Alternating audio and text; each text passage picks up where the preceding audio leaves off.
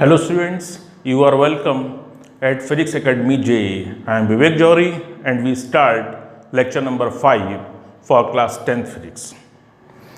Class 10th Physics में जो अब हम टॉपिक स्टार्ट करेंगे वो टॉपिक होगा कि R is equal to rho L upon A.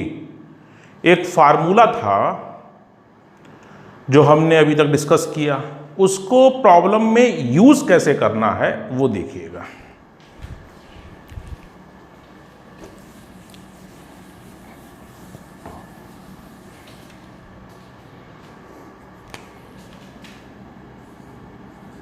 Use of formula R is equal to rho L upon A. क्योंकि अब प्रॉब्लम्स जब हम टॉपिक पढ़ते चले जा रहे हैं तो भाई स्टूडेंट्स आपके सामने प्रॉब्लम्स भी होंगी जो फेस करना पड़ेगा। तो किस किस सिचुएशन में हम कैसे यूज करेंगे। पहली कंडीशन, अगर मटेरियल सेम है और टेम्परेचर भी सेम है, ना इसमें कोई चेंज ना आए। एक दो चीजें बोली हमने, मटेरियल और टेम्परेचर।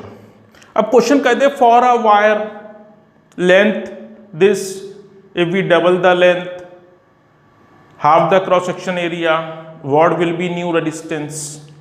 तो भले ही ना दिया हो, केवल इतना दिया हो सेम मटेरियल, अपने पास से आप मानकर चलेंगे कि इसका टेम्परेचर भी कांस्टेंट है। वैसे दो कंडीशन यहां होनी चाहिए, मटेरियल सेम होना चाहिए, साथ ही साथ टेम्परेचर। तो रेजिस्टिविटी रो क्या रहेगी, सेम रहेगी। R is equal to rho L upon A कैसे यूज करोगे। पहली कंडीशन में रेजिस्टेंस है R1, लेकिन मटेरियल वही होने के कारण और टेम्परेचर सेम होने के कारण रो, अभी डिस्कस करेंगे रेजिस्टिविटी को अलग से भी, रो चेंज नहीं होगा। L1 अपॉन A1 पहली कंडीशन।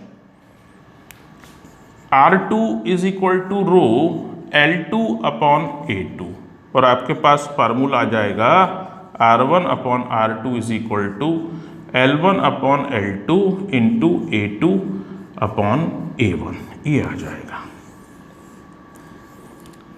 डायरेक्टली यूज कर सकते हैं या ये स्टेप लिखने के बाद यूज कर सकते हैं आप। इसमें एक ही मटेरियल के टू डिफरेंट वायर्स हैं, उनकी लेंथ डिफरेंट है और क्रॉस सेक्शन एरिया अलग है। तो रेजिस्टेंस अगर एक का पता है, गिवन है, तो आप दूसरे का रेजिस्टेंस यहां से फाइंड कर सकते हैं। डिफरेंट लेंथ है, डिफरेंट क्रॉस सेक्शन एरिया है। सेकंड, दूसरी कंडीशन में आप कैसे यूज करोगे। कभी कभी कहता है कि भाई क्रॉस सेक्शन एरिया सेम है, तो आपके पास कुल मिलाकर तीन कंडीशन हो गई सेम की, सेम मटेरियल, सेम टेम्परेचर और ए सेम। मैं केवल थर्ड नंबर लिख रहा हूं, इफ ए कांस्टेंट। ये आप जरूर देख लीजिएगा क्वेश्चन में, मटेरियल और टेम्परेचर सेम है तो आपके सामने बनेगा R प्रोपोर्शनल L और इससे फार्मूला बनेगा R1 upon R2 is equal to L1 upon L2। इसको अप्लाई कब कर पाओगे आप। यहां पर तीन फैक्टर सेम रहना चाहिए, एक मटेरियल, एक टेम्परेचर और एक क्रॉस सेक्शन एरिया, दोनों केस में, तब आप ये यूज कर लीजिए। थर्ड, मान लिए मटेरियल सेम है, टेम्परेचर सेम है और लेंथ भी सेम है, तब मैं थर्ड लिख रहा हूं, if L constant R proportional 1 upon A।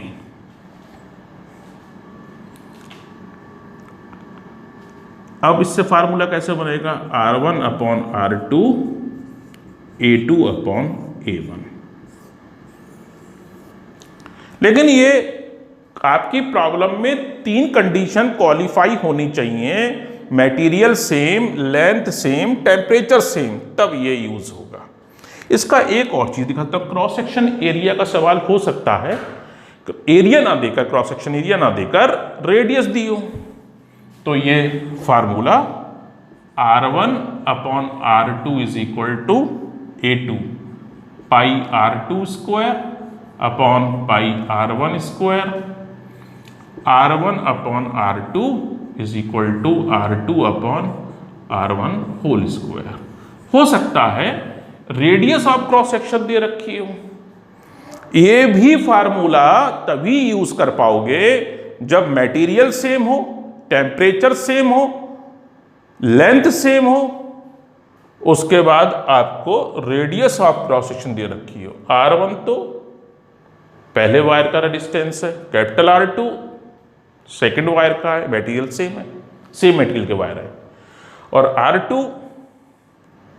R1 radius पहली कंडीशन में है, R2 radius of cross section second condition में।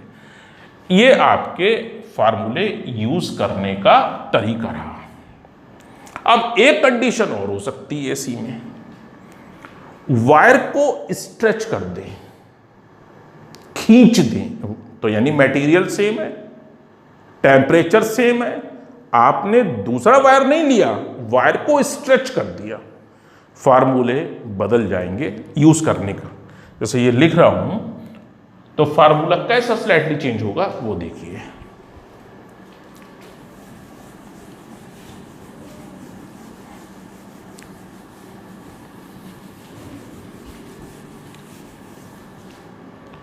If a wire of same material is stressed,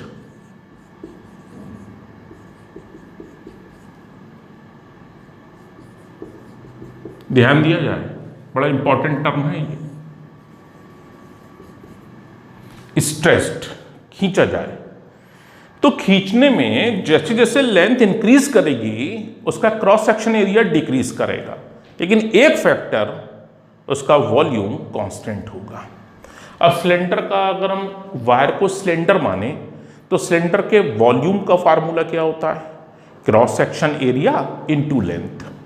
तो इसमें एक चीज कंडीशन सेम रहेगी, वॉल्यूम कांस्टेंट। अब वॉल्यूम पहली कंडीशन में लिखूं तो A1 L1, पहली कंडीशन में क्रॉस सेक्शन एरिया A1 है और लेंथ L1 है, दूसरी कंडीशन में A2 L2। तो you are see here L1 upon L2 will come A2 upon A1। अब फार्मूला यूज करना चाहते हैं, R1 is rho L1 upon A1, R2 is rho L2 upon A2। Divide मारिए इसे, R1 upon R2 L1 upon L2 आएगा और A2 upon A1 आएगा। आप चाहें तो L1 अपॉन L2 को रिप्लेस कर सकते हैं A2 upon A1। From 1 R1 upon R2 is equal to A2 upon A1 का होल स्क्वायर।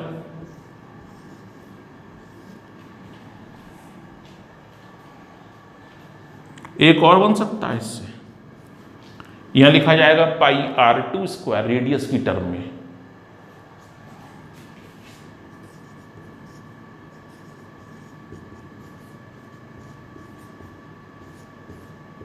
पावर 4 आएगी, पर फर्क इतना है, लेफ्ट साइड ये वाला फार्मूला आपका क्रॉस सेक्शन एरिया में है और ये फार्मूला आपका रेडियस ऑफ क्रॉस सेक्शन की फॉर्म में है। लेकिन कंडीशन दिमाग से मत भूलिएगा, इफ अ वायर ऑफ से मटेरियल इज स्ट्रेस्ड, खींचा जाए। चलिए अगर हम A2 अपॉन A1 की प्लेस पर L1 अपॉन L2 लिखते हैं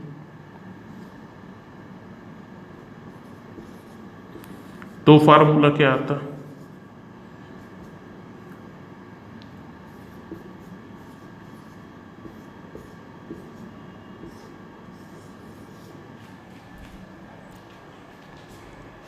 यहां पर दो चीजें कंडीशन निकली कि आप वायर को स्ट्रेच करोगे,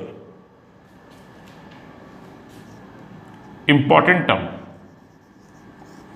वायर को स्ट्रेच करोगे तो R प्रोपोर्शनल है L², तभी ये फार्मूला बना R1/R2 is equal to L1/L2 का होल स्क्वायर। और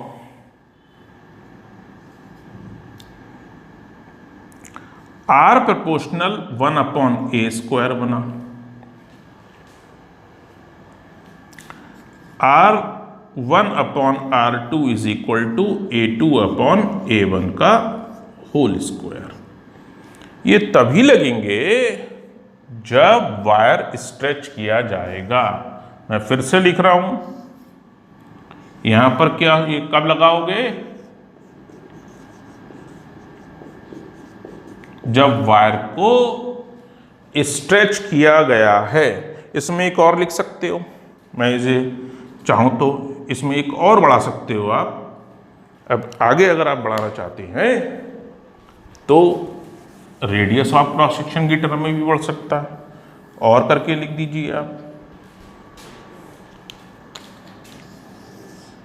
यहां लिख रहा हूं OR करके, R प्रोपोर्शनल 1/R⁴। ये R स्मॉल r क्या है? Radius of cross section. इससे क्या बनेगा फार्मूला?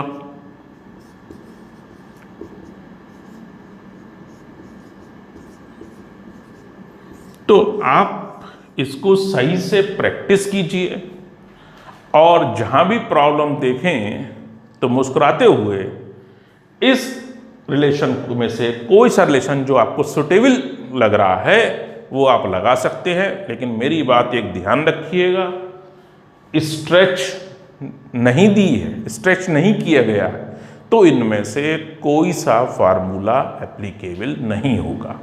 पहले वाले बिना स्ट्रेचिंग के थे, और ये जो हेडिंग लिखी कि अगर स्ट्रेच किया जाए तब आप कैसे यूज करोगे, तो इसको सही से अपनी कॉपी में आप नोट करिए और एक सही से प्रैक्टिस करिए, तो आपको फर्क महसूस होगा कि डेफिनेटली क्वेश्चन सॉल्व करना बहुत ही आसान काम है। तो अपना पढ़ाने का एक टीचिंग मेथड होता है। मैंने अभी ओम्स लॉ के बारे में कोई भी डिस्कशन नहीं किया है। मैंने अभी सिंपली आपको करंट, पोटेंशियल डिफरेंस, रेजिस्टेंस, और उसमें कांस्टेंट टर्म आई थी रेजिस्टिविटी, और वो कांस्टेंट कब रहेगी? जब मटेरियल सेम रहेगा और टेम्परेचर सेम रहेगा। अभी मैंने रेजिस्टिविटी के बारे में अलग से बात नहीं की है।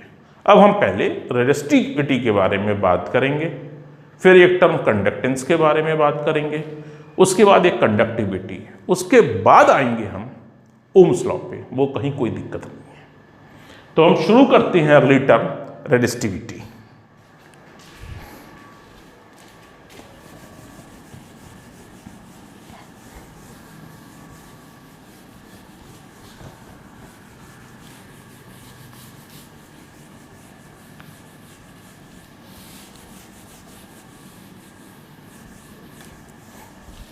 टर्म है रेजिस्टिविटी।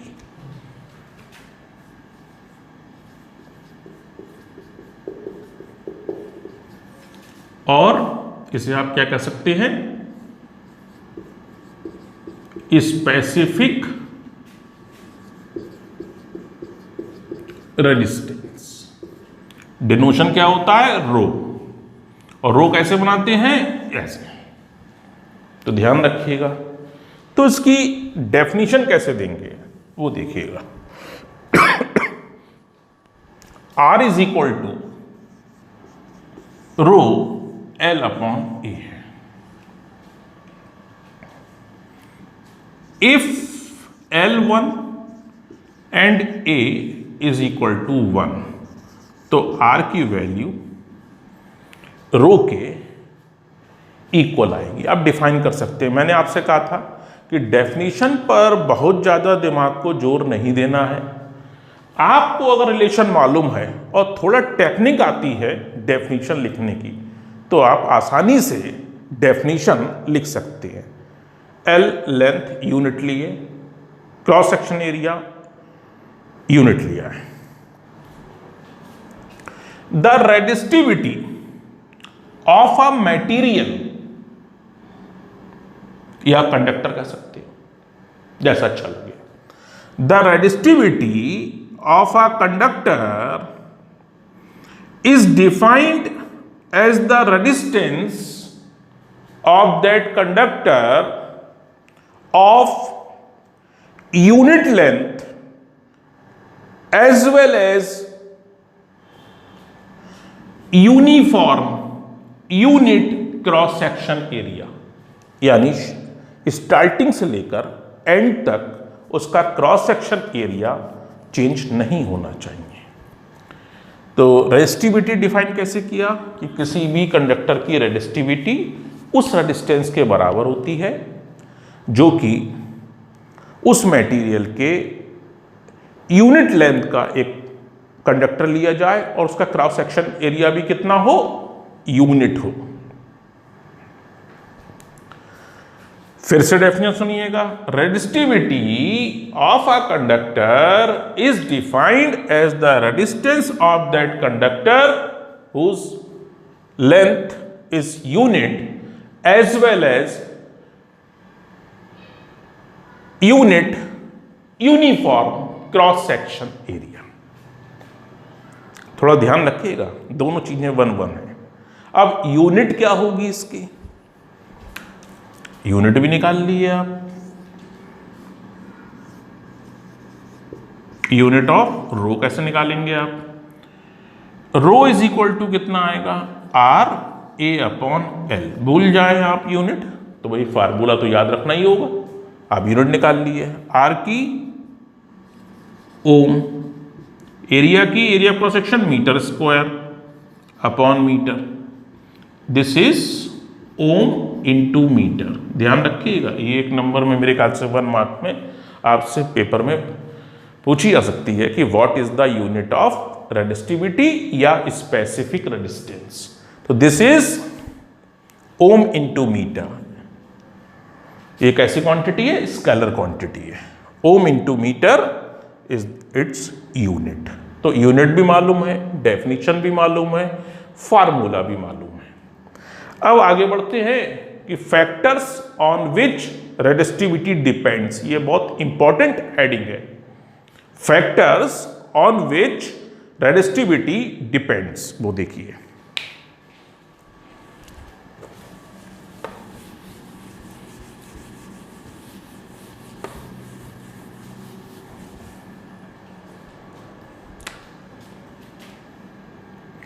नेक्स्ट हेडिंग है factors on which resistivity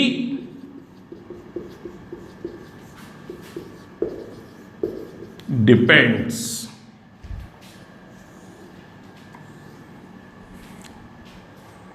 First, resistivity depends on the nature of the material. Second, resistivity depends on the temperature. तो दो फैक्टर हैं, मैं यहां लिखूंगा, टाइम लगेगा, थोड़ा सा सेंटेंस में सुन लिए। अगर आप नोट कर रहे हो तो मेरी आवाज को आप दोबारा भी देख सकते हैं और सुन सकते हैं। भाई आवाज को देख तो नहीं सकते, सुन सकते हैं। First, resistivity depends on the nature of the material. Second factor, resistivity depends on the temperature of the material. उल्टा क्वेश्चन आ सकता है, right the factors on which resistivity does not depend. Resistivity does not depend on the first length of the conductor and second cross section area. Simply you can say thickness. Resistivity, conductor की resistivity ना तो उसकी length पर depend करती है और ना ही उसके क्रॉस सेक्शन एरिया पे डिपेंड करती है। हो सकता है क्वेश्चन आ जाए distinguish between resistance and resistivity, तो पहला पॉइंट क्या लिखोगे? Resistance depends on the length of the conductor, R proportional L. Resistivity does not depend on the length of the conductor. Second point, resistance depends on the cross section area of the conductor, R proportional 1 upon A. Resistivity does not depends. The unit of resistance is ohm. The unit of resistivity is ohm into meter. इस तरीके से आप चाहो तो distinguish अगर कभी आ जाए question paper में तो आप आसानी से उसको सॉल्व कर सकते हो, लिख सकते हो। तो ये रहा आपका रेजिस्टिविटी। थोड़ा सा एक यहाँ पर पॉइंट एक्स्ट्रा में कहना चाहूँगा, मैंने एक वर्ड यूज किया था नेचर ऑफ द मटेरियल। इस सेंटेंस का मतलब क्या हो रहा है नहीं कोर्स में, लेकिन फिर भी आप दिमाग में रखिएगा। इसका मतलब है number of charge carriers per unit volume, this is known as charge carrier density. यानी अलग अलग मटेरियल की चार्ज कैरियर डेंसिटी अलग अलग होती है। सबसे ज्यादा चार्ज कैरियर डेंसिटी सिल्वर की होती है, इसलिए सिल्वर को बेस्ट कंडक्टर माना जाता है। वो right the name of best conductor, तो आपका आंसर होना चाहिए सिल्वर। उसका कारण क्या है? उसका कारण है कि उसकी चार्ज कैरियर डेंसिटी और मेटल से कंपेयर करोगे तो सबसे ज़्यादा होती है।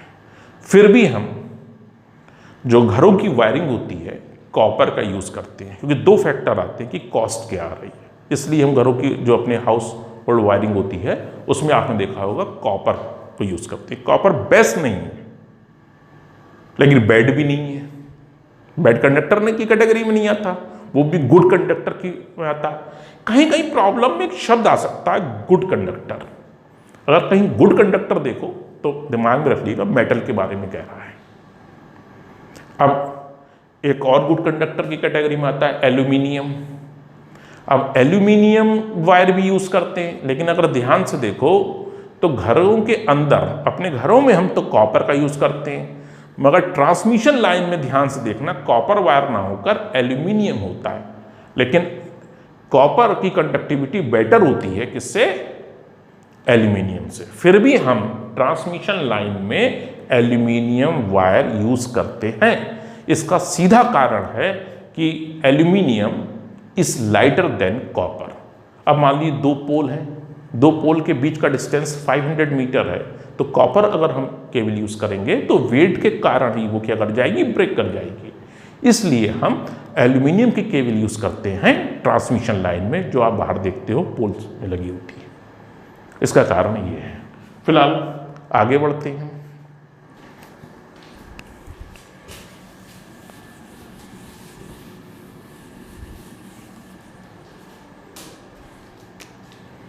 ये क्वेश्चन जो कि काफी इंपॉर्टेंट है, ये मेरे ख्याल से 12th क्लास में भी आया है, तो कहीं ना कहीं शायद 10th में भी आया होगा। Wire having resistance R, if we stretch the wire up to thrice of its length, फिर से सुनिएगा, a wire having resistance capital R and resistivity rho. Now it is stretched, खींचा जाता है, up to thrice of its initial length. What will be its new resistance and new resistivity? पहला answer part, पहले part का answer stretch किया है ना आपने, ये बनेगा R डैश करके बना लो upon R, L dash upon L का स्क्वायर दिया गया था आपको। कितनी लेंथ करती थी आपने, डायरेक्ट लिखा थ्राइस एल, तो आर डैश अपॉन आर कितना आएगा, 3l upon L square, R dash upon R is 9, R dash is equal to 9r। Answer एक लाइन में लिखेंगे आप, न्यू रेजिस्टेंस बिकम्स 9r। ये तो एक पार्ट हुआ, new resistance becomes 9r, 9 into R, 9 times कह सकते हैं इसे, मगर 9 टाइम्स नहीं पूछ रहा वो, नया पूरी पूरी वैल्यू पूछ रहा है, तो 9r is the correct answer. Second part, एक sentence, resistivity will remain same, शायद रीजन भी पूछे वो आपसे, because resistivity does not depend on the length, उसकी लेंथ पर और थिकनेस पर, length and thickness, you can write resistivity does not depend on length and thickness of the wire. जो खींचने पर क्या होगा, वो थिन हो जाएगा, तो ना तो थिकनेस पर डिपेंड कर रही है और ना ही लेंथ पर डिपेंड कर रही है, इसलिए इट विल रिमेन सेम। तो ऐसा क्वेश्चन आ सकता है और आपको बहुत आसान लगेगा, अगर आपने याद कर रखा है तो आपको बहुत ही आसान लगेगा।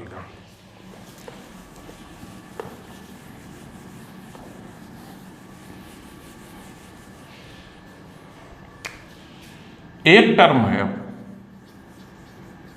कंडक्टेंस। कंडक्टेंस भी समझ लिए, the reciprocal of resistance is known as conductance. The reciprocal, 1 upon, the reciprocal of resistance is known as conductance.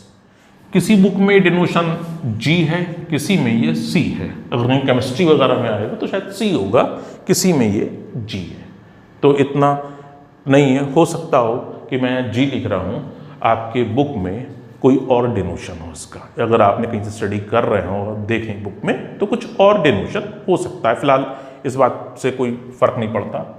1 upon are, इसकी यूनिट क्या लिखेंगे आप, 1 अपॉन ओम। इसे क्या कह सकते हैं, 1 अपॉन ओम को पर ओम, या कह सकते हैं आप ओम टू द पावर -1, और क्या कह सकते हैं, उल्टा लिख दिए MHO मोहो, और सर्टिफाइड नाम भी दिया गया साइमंस। अब ये क्लास 10th है तो फिर आप ज्यादा अपनी नॉलेज मत दिखाइएगा, ओम टू द पावर -1 लिख दिएगा। ये क्लास 10th है, आप 12th स्टैंडर्ड पे जब आएंगे तो आप इनमें से कोई सी भी लिख दिएगा चलेगा, लेकिन कभी कभी क्या होता है कि आप तो सही लिख रहे हैं, कभी कभी ज़्यादा सही भी लिखना घाटे का सौदा हो जाता है। समझदार आप हैं, अगर मान लिए आप जो लिख रहे हैं और चेक ये करनी है, केवल बुक के हिसाब से चेक कर रहा है अगर, तो उसे और दिखाई ना दें तो आपको दिक्कत हो सकती है। आप जानिए जरूर, कंपटीशन लेवल पर आप जानिए, लेकिन मैं ये भी बताता चलूँगा कि आपको कैसी डेफिनेशन अपने 10th में आए हो आप, तो आप बोर्ड एग्जामिनेशन कॉपी में किस स्टैंडर्ड का आप लिखें, स्टैंडर्ड 10th का ही रखें, उसे स्टैंडर्ड हाई नहीं ले जाना, और ये आपके लिए बहुत आसान काम है अगर आप सबके बारे में जानते हो। तो ये रहा कंडक्टेंस। अब भाई कंडक्टेंस, जहाँ रेजिस्टेंस होगा वहाँ कंडक्टेंस भी होगा, फर्क क्या है, रेजिस्टेंस की वैल्यू इंक्रीज करेगी तो उसका सीधा मतलब हुआ कंडक्टेंस कम होता जा रहा है, अगर रेजिस्टेंस डिक्रीज कर रहा है तो इसका मतलब क्या है कि भाई कंडक्टेंस इंक्रीज कर रहा है। तो जहां पर रेजिस्टेंस है तो वहां पर कंडक्टेंस की बात भी होनी चाहिए। एक और टर्म है कंडक्टिविटी।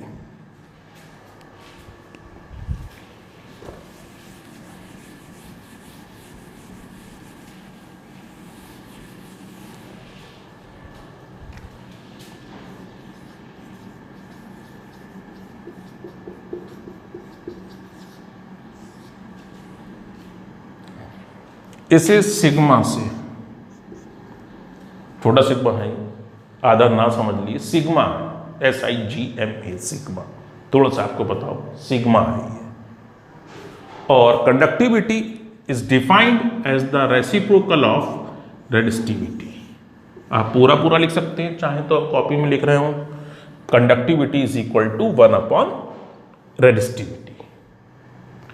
तो डेफिनेशन क्या हुई? The conductivity is defined as the reciprocal of resistivity, unit 1 upon ohm into metre. अब सिंपली लिख देते हैं, ओम टू द पावर -1 और मीटर टू द पावर -1। ये हो गई यूनिट कंडक्टिविटी की। तुम्हारी नॉलेज के लिए एक और पॉइंट बता दें, अगर टेम्परेचर कांस्टेंट की ही कंडीशन हमने आपको सब बताई थी, अगर दिमाग में आए कि टेम्परेचर इंक्रीज करने पे क्या होगा, ध्यान रखिएगा, खास तौर से मेटल के बारे में मैं कह रहा हूं। If we increase the temperature of a metal, its resistance as well as its resistivity increases. Temperature increase करने पर मेटल का रेजिस्टेंस और उसके साथ साथ रेजिस्टिविटी क्या होती है, इंक्रीज होती है। और एक के बारे में अगर हम बात करेंगे तो शायद ज़्यादा टॉपिक हो जाएंगे, फिलहाल यहाँ तक कंडक्टिविटी तक बात करते हैं। ज़रूर कमेंट में लिखिएगा कि ये लेक्चर आपको कैसा लगा और कितना आपको ये हेल्पफुल रहा। और अगर आपने ये देखा है तो ज़रूर नोट करिएगा, मेरी रिक्वेस्ट है, कॉपी पे आप नोट करिएगा और इस चैनल को शेयर करिएगा, लाइक करिएगा और साथ ही साथ सब्सक्राइब करिएगा। Thank you.